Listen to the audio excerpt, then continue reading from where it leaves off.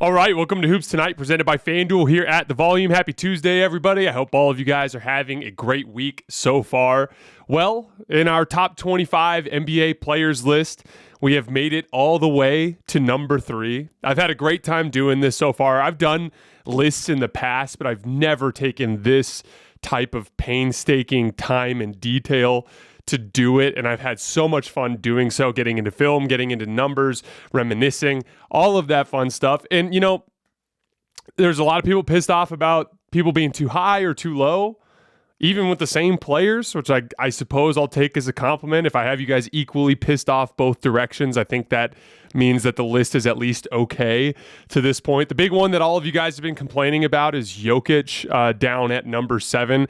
Again, I tried to explain this. I value perimeter players more than I do bigs for a bunch of different reasons. I don't need to lay that out again. It was in the video. The main thing I tell you guys too is what I told you way back at the beginning before we even started this.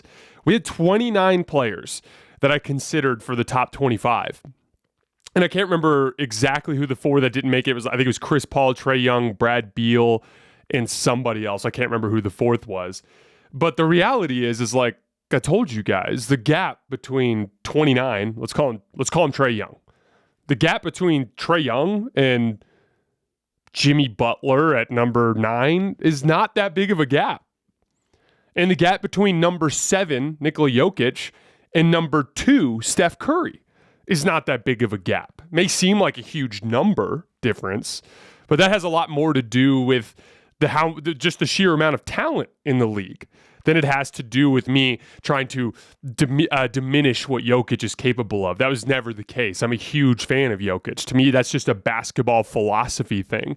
And me having him at 7 has more to do with the players above him and how much respect I have for them than it does for me trying to lower him. That said, there's no version of this story where I could do a list like this and not piss some people off. It's just kind of part of the journey. Today, we're going to be doing number 3. You guys know the drill before we get started. Follow me on Twitter at _JasonLT so you guys don't miss any show announcements. Subscribe to the Volume's YouTube channel so you don't miss any more videos.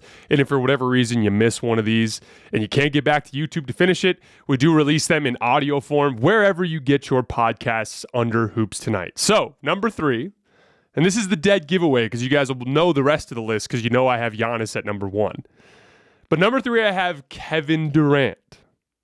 Now, Kevin Durant has been one of my favorite players forever. He's the player that I resonate with the most.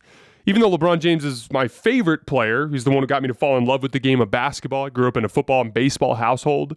We didn't even have basketball on the TV. I happened to find LeBron James right around 2006, and that's what got me to fall in love with the game of basketball and become the level of fan and nerd of the game that I am now. And obviously it led to me playing the game and getting my school paid for and getting a little bit of money professionally and things along those lines. That's where it all originated.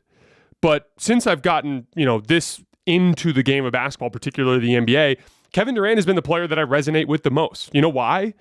Because that dude loves basketball more than anything else in the entire world. Now, I would have to put it too because I can't get in trouble with my wife. That said, basketball means everything to me. Even in my pursuit of trying to do this for a living, I gave up a very good job that I'd worked very hard to earn, like a good, solid living that I could have worked for the rest of my life. And I left because I wanted to do this.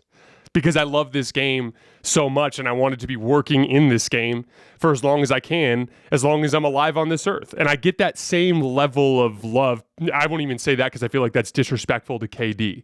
But KD's love for basketball resonates with me.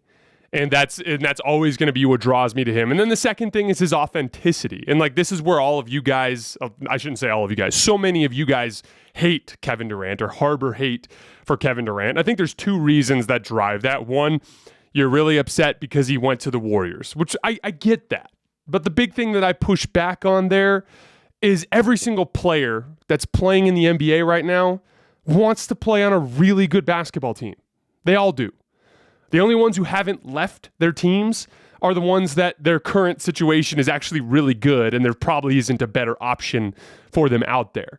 But guess what? When LeBron James went to Miami, he wasn't expecting it to be as hard as it was. He wasn't expecting to have to scratch and claw in 2012 and in 2013 to win, to lose in 2011 and 2014. He thought it was going to be easy. Just watch his presser when he got to Miami. When he went to Cleveland, he didn't go there to go home. I mean, sure, that was part of it. But he went there because Kyrie Irving was there, and he thought he could flip Andrew Wiggins for Kevin Love. That's why he went to Cleveland. When he left Cleveland and went to LA, it was because he believed he could get at least Anthony Davis and maybe Anthony Davis and Paul George or Kawhi Leonard. Everyone's following the basketball situation. Why does Kawhi want to play with Paul George for a team like the Clippers that's extremely well run and has a ton of talent? Why is that? We all know the case. Why do you think it was so important for Giannis to try to pressure the Milwaukee front office to trade the house for Drew Holiday so that he could have talent? Everybody wants to play with talent. Let's not pretend like that's a KD thing. That's not a KD thing. That's an everybody thing. And at his core, Kevin Durant just wants to play good basketball. And he will try to pursue those sorts of things. That's the driving force behind this trade request right now. He doesn't like his basketball situation. And so he's looking for something better. And so many people are so mad that he went to Golden State. You know what I think he thought? I think he was like, man, I'm here with Russell Westbrook and all of these role players, and the game is just hard for me right now. There's no spacing. Russ is a tough player to play with. Man, look at those guys in Golden State. They're moving around. They're playing beautiful basketball. I want to play beautiful basketball too. That's what I think drove it. I don't think it was anything more complicated than that. And look, a lot of you are just going to hate him for that forever. And I get that. I'm not going to make your decisions for you. But I'm just trying to explain that I think it's just a very human thing. And that it's driven by a love for the game. And then, like I said earlier, his authenticity. Okay, so Kevin Durant talks to people on Twitter. So do a lot of you guys. So because he has money or because he's very good at basketball, he's not allowed to do the thing that so many of you guys do? We all use social media in different ways. It doesn't make us more or less of a human being. It's just our own personal experience with the tools that we have at our disposal. That's Kevin Durant being Kevin Durant. I don't know why so many people hate him for that. It's genuinely confusing to me. And so now that we've got that out of the way, all of the non-basketball, all of that stuff, and I can explain to you guys why I have always been a fan of Kevin Durant, now we can get into the basketball. So just like we did with all of the other videos, we're going to be doing strengths, weaknesses, biggest hopes, biggest fears, biggest what if. So in the regular season this year, Kevin Durant averaged 30 points with 7 rebounds and 6 assists on 63% true shooting. That's outstanding. That's unbelievably good. In the postseason, again, 4 games, a 4-game sweep at the hands of the Boston Celtics, which I thought was the best defense in the field last year, one of the best defenses of all time. He averaged 26, 6, and 6, and his true shooting percentage dropped all the way from 63 to 53%. We are going to get further into that later in the show because there is some context there, and I do believe that those numbers are a little bit overplayed. But just in general, before we get into these strengths, I'm never going to completely change my opinion on a player over one playoff series, especially when they've got over a decade of evidence. You know, so many of you guys complained yesterday when I had LeBron 4. So many of you complained like, he missed the playoffs last year. He hasn't won a playoff series in 2 years. You want to know why I don't care about that guys? The same reason why I didn't care when Steph missed the playoffs 2 years in a row. One of the consistent themes you're going to pick up from me is that winning is the ultimate goal, but it is a team accomplishment. I'm not interested in Kevin Durant versus LeBron James. I'm interested in the Brooklyn Nets versus the Los Angeles Lakers. I might take time to appreciate the individual matchup and all of the elements there, but the end result is a team achievement. That's why Steph Curry can miss the playoffs 2 years in a row and then win a championship unassailably with his best teammate being Andrew Wiggins. Because of the organism of that team and the way it came together, they changed the types of role players they had to ones that were better fits. Wiggins obviously elevating. Klay Thompson getting back and getting healthy. Draymond Green getting back and getting healthy. All of those things came together, and the team was better. And then Steph was able to put them over the top into winning a championship. And LeBron James has had a bad season last year. And he had a rough season health-wise the year before. If the Lakers can pull off a nice trade and have a good training camp and implement a good offense, they'll be right back in the mix. And the same goes for Kevin Durant. You guys who all took a big old, all of you guys who put him down, all of you guys who put him down when he got swept by the Celtics might find yourselves in a predicament if he gets traded to the Celtics and your team is facing him in a playoff series this year and suddenly he's way better than all of your guys. And now all that shit you talked is irrelevant because he's busting your ass on national television. That's why I'm always saying with these kinds of things, be careful with victory laps over one bad matchup or one bad week of basketball. That's 1 week of basketball. You're going to rewrite Kevin Durant's entire career over 1 week of basketball? Come on, guys. Like that's ridiculous. All right, let's get into the strengths. So, KD's the best scorer alive. And he's a top 3 scorer ever. I'd probably take MJ and Kobe over him. I'm not looking at that as a numbers thing. I'm looking at that as a skill set thing. Obviously, numbers do matter there, but skill set matters as well. And there's a bunch of different, there are a lot of really dynamic scores in terms of production that don't really manifest in the type of versatility of skill set. For instance, LeBron and Steph are 2 of the most effective and efficient scorers ever, but LeBron does almost all of his damage at the rim and Steph does almost all of his damage on the perimeter. So when I'm talking about scorers, I value versatility. That's just my take on it. Steph fans, LeBron fans, if you guys think they're the best scorers, go nuts, man. Tell everybody about that. So KD averaged 1.7 restricted area makes per game this year at 72%. Again, over the percentage threshold that I look for a big wing, which is 70%, but his relatively low volume, 1.7 restricted area makes is pretty low. We'll get to that more when we get to his weaknesses. 2.6 outside of the restricted area makes, but that are inside the paint at 51%. That's really good. That's pretty close to what Luka does. This is where KD's the best player in the world right now. 4.1 mid-range makes at 56%. There's just nobody in the league who's close. He's the best mid-range shooter. It's him and then a big gap and then everyone else. His numbers don't even make sense. Everyone else we look at, it just doesn't, it's hard to even wrap our brains around. He's the best mid-range player in the league. Then he averaged 2.1 made threes this year at 38%. So not a Brandon Ingram, DeMar DeRozan-esque player who can thrive in the mid-range but cannot score from the perimeter. He has the full 3-level effect. KD took 629 pull-up jumpers this year and made 307 of them. That's 49%. A KD pull-up jumper resulted in 1.07 points per possession, which would be a better offensive rating than the Blazers, the Pistons, the Magic, and the Thunder this year. So literally a KD pull-up jumper, which is like a rescue possession, pull-up jumpers are generally considered an offensive player settling. So when KD settles for a pull-up jump shot, either in the middle of the clock or to save a possession at the end, he's more efficient there than entire NBA teams, 4 of them. He was more efficient this year on pull-up jumpers than Steph Curry, albeit Steph had a really down shooting year, and I would expect him to flip the script on that this coming year because Steph is the best pull-up jump shooter in the league, typically. Very low volume on post-ups. He's doing it right around twice a game, which is not enough to put him up with the more voluminous post-up players in the league. But he scores on 56% of them and gets 1.13 points per possession, which is outstanding. So obviously, as he gets older and he can't move his feet as well, you'd like to see him kind of lean on that a little bit more because he's a very good post player. He had 288 isolation possessions this year and scored 144 times. So he scores on, if you throw the ball to Kevin and say, go to work in isolation, he's going to score half the time. And that resulted in 316 points. Just KD isolations would have had the 23rd best offensive rating in the league this year. Just, he is the best scorer in basketball.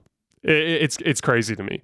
Now, what I wanted to get into, there's 2 specific concepts as it pertains to KD's scoring that I wanted to kind of dive a little bit deeper in here. And the first one is one that I did a video on. I can't remember when it was. I think it was back in March. I will retweet this out. So go to my Twitter page and scroll down and you'll see a retweet of this specific video.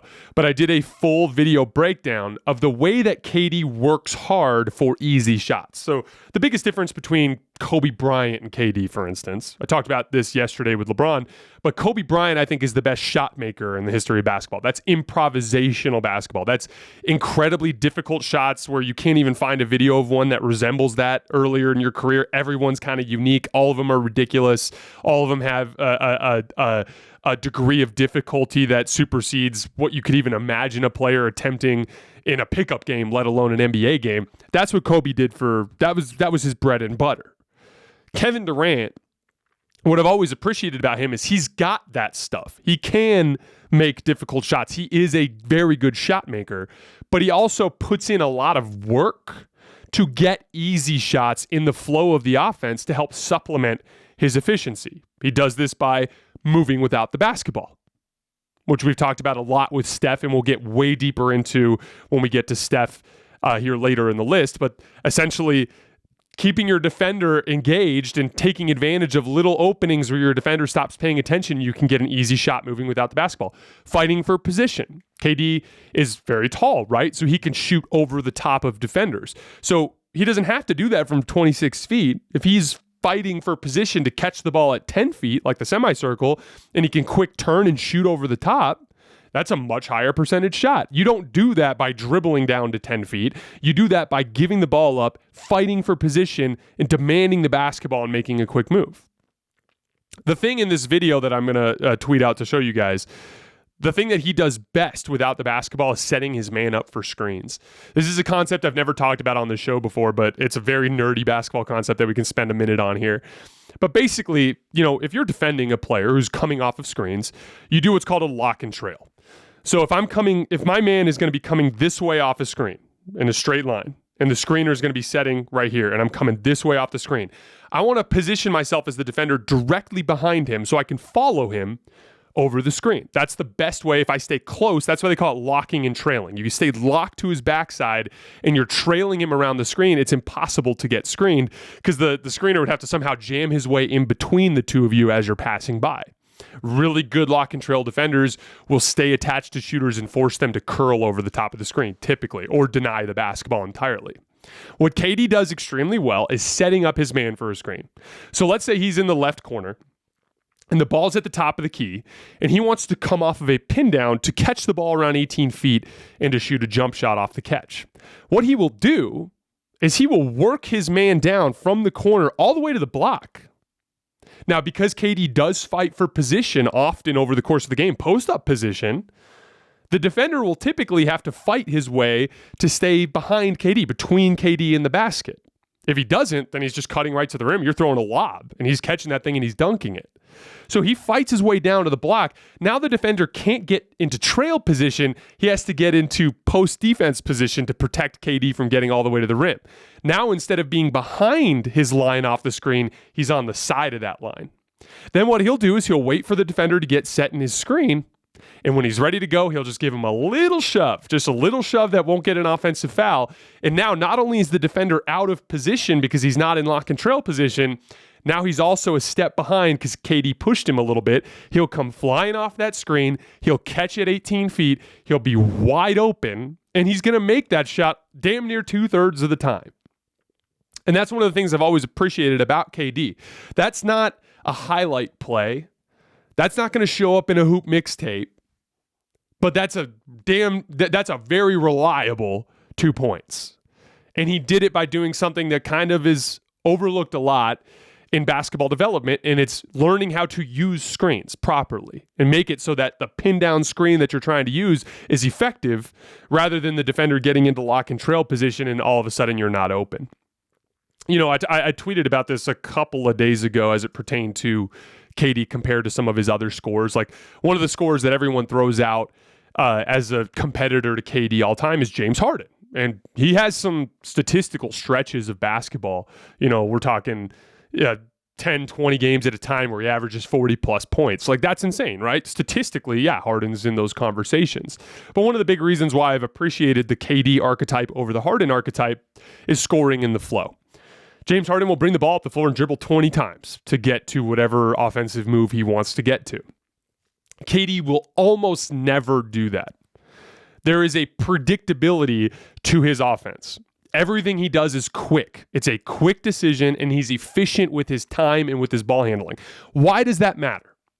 If you are the teammate of a scorer and he's dribbling the air out of the basketball, it disrupts your rhythm and it makes it difficult for you to know what to do.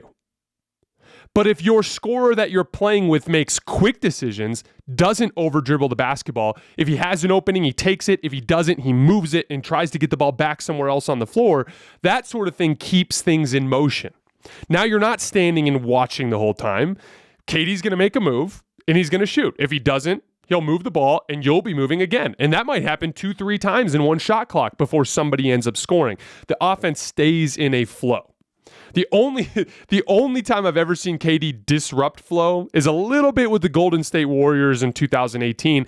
But that's literally because the Golden State Warriors are the most motion-heavy offense that we have in this league right now. So even normal flowing offense looks slow compared to what Golden State typically does. But that predictability to help his teammates, the quick decisions so that people know where people can become more anticipatory and they can react to what Kevin Durant's doing, all of that amounts to scoring in the flow of the offense. That's what allows Kevin Durant to average 30 points a game for a season without it appearing like he's hogging the basketball, without it appearing like he's gunning as a scorer. Even though his field goal attempts are up there, even though his efficiency in scoring is up there, it manifests in a way that doesn't disrupt the team. That's why, one of the most common things that was said after KD went to Golden State is you'd hear things like, KD's the best plug-and-play superstar in the league. That's probably true. You can plug KD into any defensive system and he's going to be productive. And you can plug him into any offensive system and he's going to be productive. Whereas some of the guys like Steph and LeBron and Luka, their play styles are so unique and so different from what other players in the league do that you kind of have to cater the offense around what they do. Doesn't diminish what they do, because those LeBron and Steph are two of the top 6 players of all time, 2 of the top 6 to 10 players of all time, depending on who you ask, right? So I'm not diminishing them at all. It's just a different archetype of player. KD is a very plug-and-play style. The last thing I wanted to say about KD's offensive, scoring ability, skill set and stuff, is this is where his love of the game manifests. We talked earlier in the show about KD's love for the game, how that resonates with me. His love for the game is what gives him the patience and the willingness to spend endless hours in the gym tightening up these things. One of the things that KD always talks about is doing reps at game speed. This is something I talk about all the time with young players. If you're working on pull-up jump shooting and you're doing it at a slow pace and then you get into the game and the pace picks up, you're going to miss your pull-up jump shots. That's just a fact. You need to practice at a pace that mimics what the game does. Because if you don't, you will have an adjustment period in the game that will cause you to have problems and you'll have a lot of bad shooting nights. It's hard in an empty gym to come flying off a screen like you're in an NBA game and rise up and shoot. Not just once, but maybe 150 times over the course of a good hour session. That's not easy to do. It takes love for the game. It takes a passion and a willingness to put in that kind of work to do that. And I've always thought that that's the coolest part of the KD dynamic. He's what would happen if the ultimate love for the game of basketball met with the ultimate set of natural abilities. And that's kind of what it's manifested as. So KD is an above average playmaker, which is good compared to a lot of the wings around the league that can struggle with that specifically. This is something that really came on in the late half of his career. We talked about this earlier when we were talking about Brandon Ingram. In the first 8 seasons of his career, he only broke 5 assists once. In the last 6 seasons of his career, he broke 5 assists 5 times. And he's starting to get the higher level reads, which we've broken down many times in other videos in this series, so I won't go into it again. He did have a rough series against the Celtics as a playmaker. We will get in. I think he had 25 assists and 21 turnovers. We'll get a little bit further into that when we get into the weaknesses. Specifically as a passer, the thing that's impressed me the most with Kevin Durant lately is his ability to navigate traps. So like we talked about earlier, Kevin Durant is outstanding at navigating screens. That goes double for ball screens. So he does the same thing in a ball screen situation, using the dribble to get the defender on his side so that he can bait him into running into the ball screen and get separation as he comes off. Okay? Obviously, as a very good pull-up jump shooter, like we talked about earlier, that can be problematic for defenses in pick and roll scenarios. So the big has to come up. And in many cases, they just straight up trap. Or it'll be like a trap when the the wing is chasing Kevin Durant over the screen and the big has to be up at the level of the screen, it's effectively a trap. And Kevin Durant's size is what allows him to navigate traps so well. There's a lot of guards, like Steph Curry, for instance, has struggled with turnovers in his career, navigating traps. Even though he is good at navigating traps, turnovers manifest because of his lack of size. Kevin Durant is ridiculously good at navigating traps because he's so tall, he can just reach over the top and drop it off to the big man slipping to the basket. He's also gotten really good at kind of starting high, getting defenders to come high, and then throwing a bounce pass into the pocket. His ability to navigate traps has made the Kevin Durant pick and roll a very deadly action. Kevin Durant has ridiculous physical tools. Like, he basically is like Anthony Davis on the defensive end in terms of what his frame and mobility can accomplish. What this means is that even though he's been in his career a pretty subpar defensive effort guy, he still has above average defensive impact, even though he doesn't really give that much effort on the defensive end of the floor consistently in his career. Testament to just a ridiculous set of physical tools that he has. Rim protection has been the most impactful defensive thing that he can do. This manifested a lot in 2017 when he was in Golden State and the year prior in 2016 in Oklahoma City. When Kevin Durant's on the back line and he's helping around the rim and he's actually dialed in and really trying, he can be Anthony Davis-esque with his ability to affect shots around the rim. All right, moving on to his weaknesses. So KD's thin, so he's mildly susceptible to physical defense. Usually this manifests as like a bad game rather than a bad series. So think like PJ Tucker and the Bucks 2 years ago, where it's like a couple of the games in that series, PJ really bothered him with his physicality. But then it's not like it was something he couldn't figure out, because then he'd light PJ on fire the next game, right? And still came this close to stealing that series.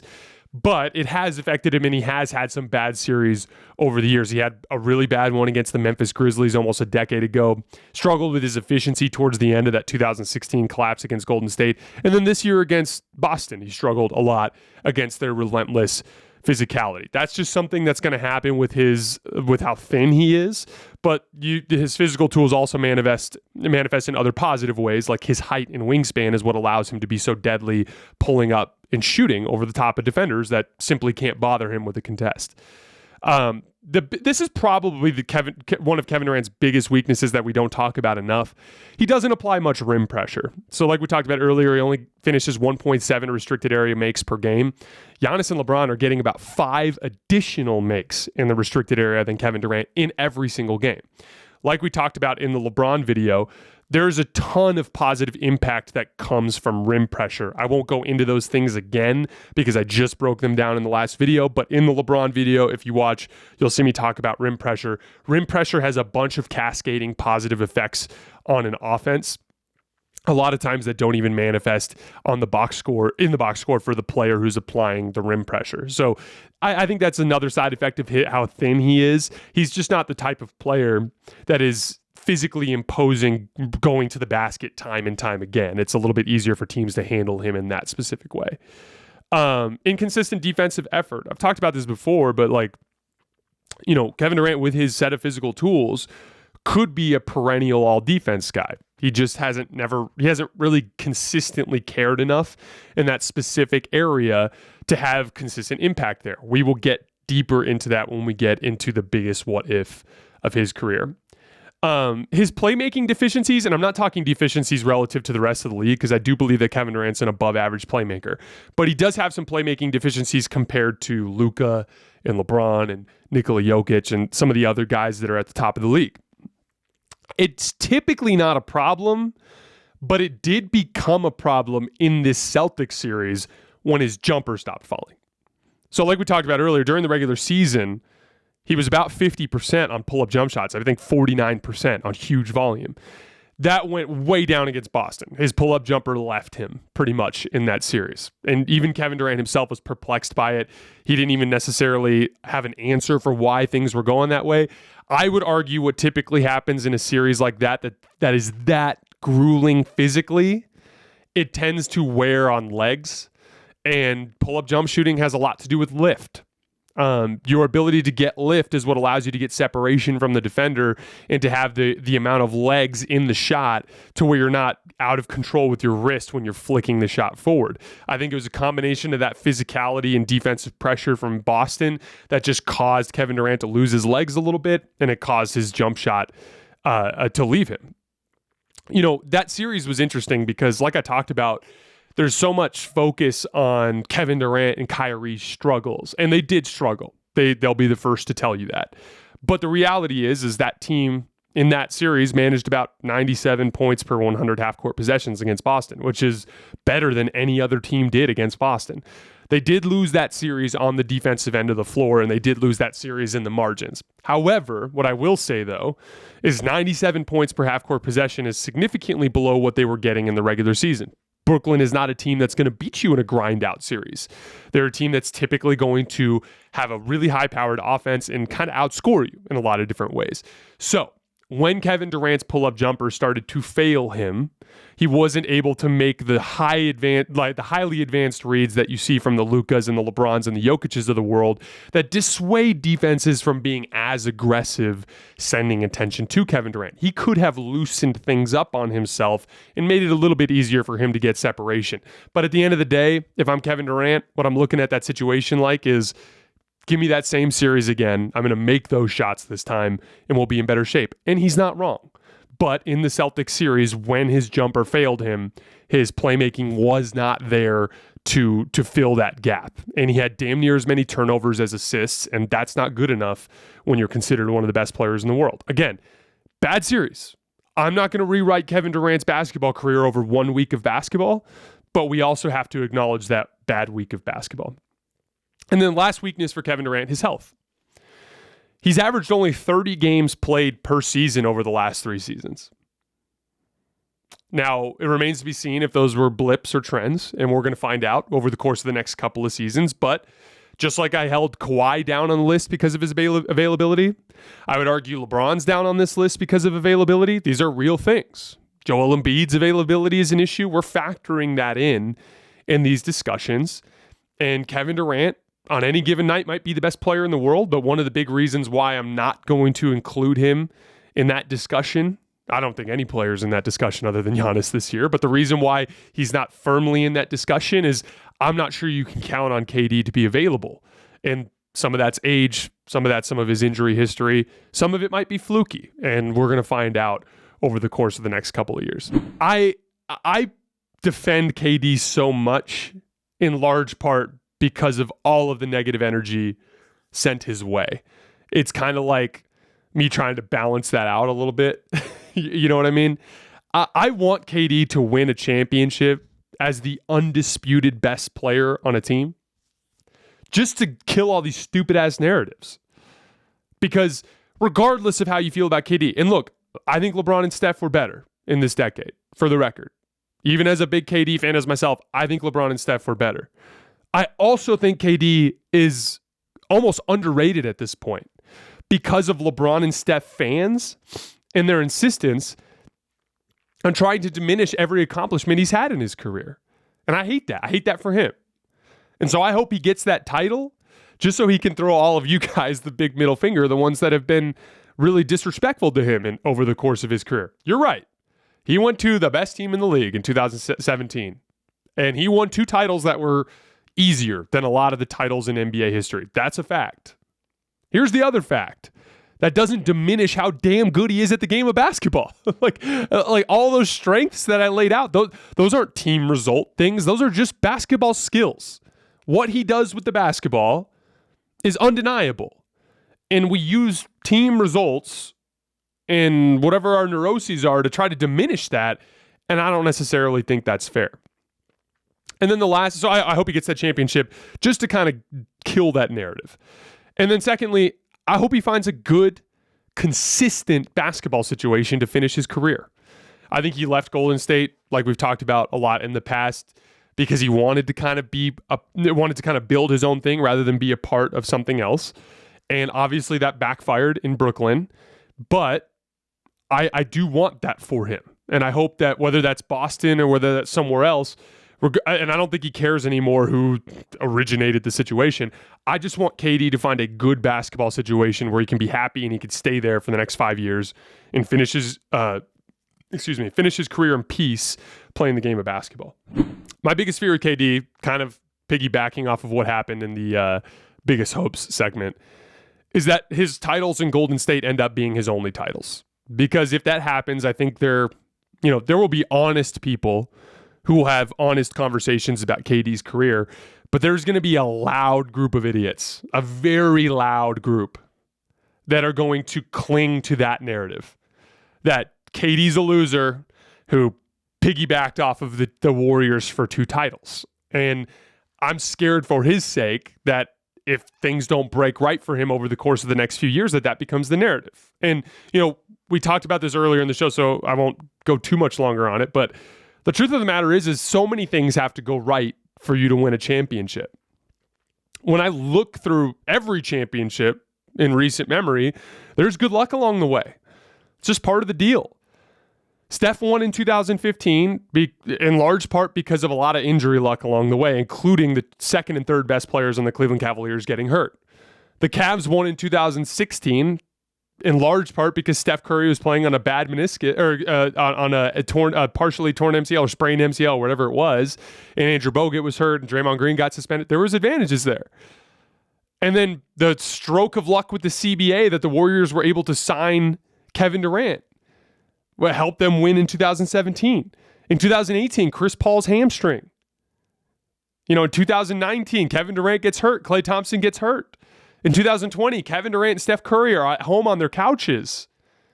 Guys, it takes so many things going your way to win a championship. You need to have a good roster that comes together, which typically requires a combination of competency and luck. You need health. You need guys to stay healthy over the course of the season. You need to catch the right matchups.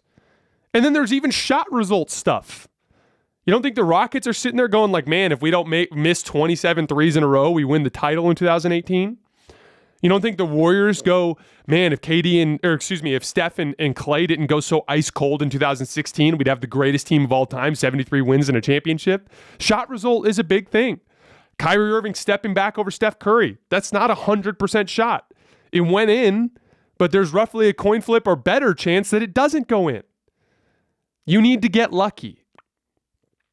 And so my fear is that luck doesn't manifest for KD over the course of this last portion of his career, and then people run with the story. And that's really unfortunate. But the winner does get to tell the story.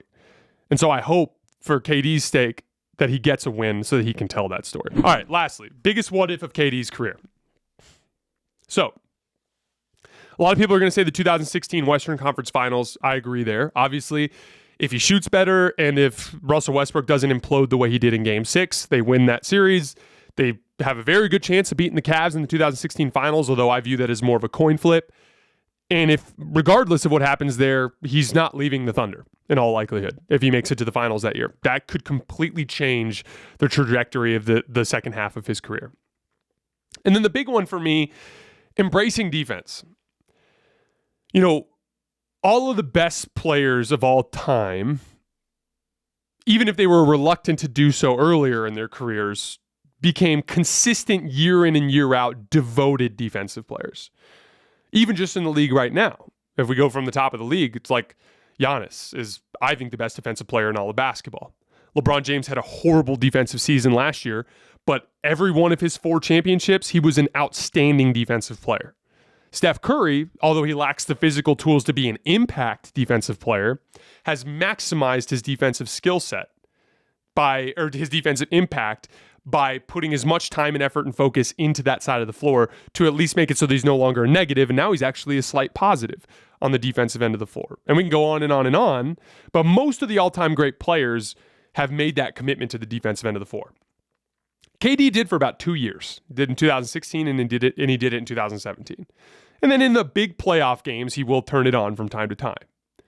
And when he does so, it's frightening because, like I said before, he has the same set of physical tools defensively that a guy like Anthony Davis has. But the reality is that for the most part in his career, he's left a lot to be desired there. And one of my longstanding theories is that if KD had embraced that earlier in his career and done so consistently, I think he would have been the GOAT. Because the team results would have followed. And he's so damn good offensively that would have just been the one last trump card with his physical tools to put his winning impact over that threshold to the point where nobody would have been able to do anything with the guy. Kind of like what you're watching with Giannis right now. Giannis is this unstoppable offensive force, and he's the best defensive player in basketball. KD would have been a top 2 or 3 defensive player in all of basketball every year if he tried. And if that was the case in combination with what he does offensively, I do believe he would have had a more impactful basketball career. I think he would have been, like I said, the best basketball player to ever play the game. It is what it is. Players are who they are. And KD has had a monstrously successful career in spite of that. But it's just been one of my long-standing theories with KD. Like, I do believe that his offensive talent in conjunction with his defensive capability is that of the greatest basketball player that I've seen.